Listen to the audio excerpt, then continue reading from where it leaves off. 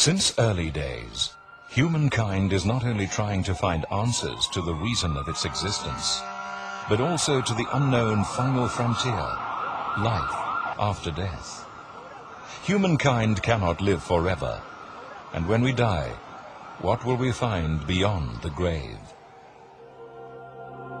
Stone Age people, ancient Egyptians, Greeks and Romans were fascinated by life after death. Philosophers, poets and playwrights have all expounded their theories. Artists give their own impression of life after death.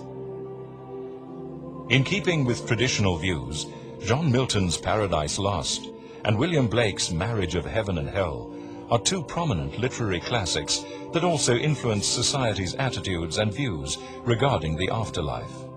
Arguably the most influential work, though, was Dante Alighieri's Divine Comedy, the three-part poetry epic which journeyed through Inferno, Purgatorio and Paradiso, or Hell, Purgatory and Heaven.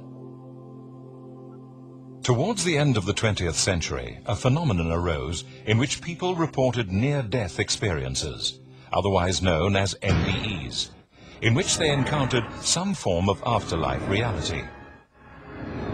Modern medicine began referring to these occurrences as the Lazarus phenomenon, after the biblical character that was revived by Jesus 4 days after his supposed death. This phenomenon of NDEs, in which revised patients report an extension of consciousness beyond clinical death, has been documented for centuries. Cool my tongue. I am in agony in this fire. Shafts of radiance came out from the central core. It was like a white fire. Phenomenal radiance in the central core. From that, I watched this brilliant light piercing out. I thought even the stars in the universe, even the constellations, must find their energy source from this focal point. What is that light? Words appeared in front of my eyes. God is light, and in him there is no darkness at all. I wonder if I could just see his face. I'll know who God is. As I got within a few feet of his presence, I began to place my face into the light. And then, as I'm going down into this, I begin to look into the flames. And I begin to see people. I mean, there's thousands. There's too many. I don't know how many people are in the flames. And they're screaming, and their arms are flailing, and their bodies are rolling, and they're burning all over. They're burning like in liquid fire. But what exactly is an NDE experience, medically speaking? As the name NDE implies, these people have some event in which they are severely physically compromised. Generally, there's a severe physical malady that occurs suddenly or at the end of a chronic illness. NDEs are often associated with cessation of heart function and cessation of breathing function, or very often both. As a consequence of that, within 10 seconds following cessation of heart function, blood stops flowing in the brain, and the EEG, which measures the electrical brain activity, goes flat, implying that there is no electrical activity in the brain. Given that when you stop breathing and your heart stops, and given that 10 seconds after that the EEG, the measure of electrical brain activity, goes absolutely flat, it's medically inexplicable that near-death experiencers are having a conscious experience. For years, however, some medical researchers had dismissed the NDE phenomenon as hallucinations caused by the dying body releasing a chemical cocktail as a means of defense against the pain and shock of impending death. That theory was dented in 1984 by an extraordinary medical emergency in the American West Coast city of Seattle. Maria, a migrant worker from Eastern Europe, was rushed to hospital after she collapsed at a friend's home. In the ICU, a medical team tried to stabilize her condition without success. Her heart stopped beating. Maria's body was lifeless for several minutes, but the doctors kept on trying to bring her back to life.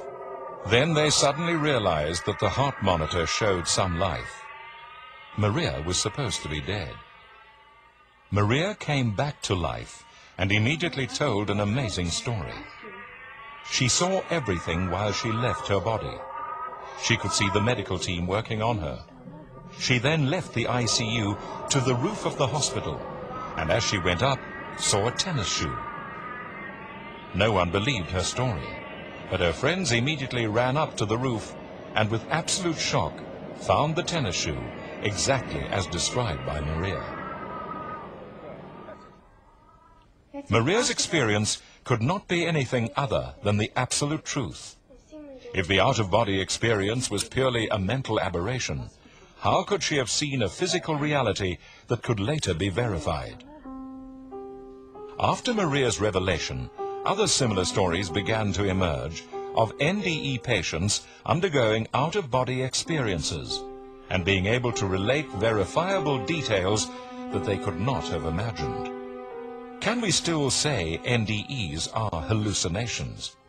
I think in terms, yes, certainly in terms of the consistency of testimonies in near-death experiences, it suggests that the experience is a reality which is not purely the product of brain chemicals, because, I mean, we know from studies of the effects of drugs ordinarily that if you give one person a drug and then give the same drug to another person, they'll have two completely different experiences. There might be broad similarities, but not the level of consistency you find with a near-death experience.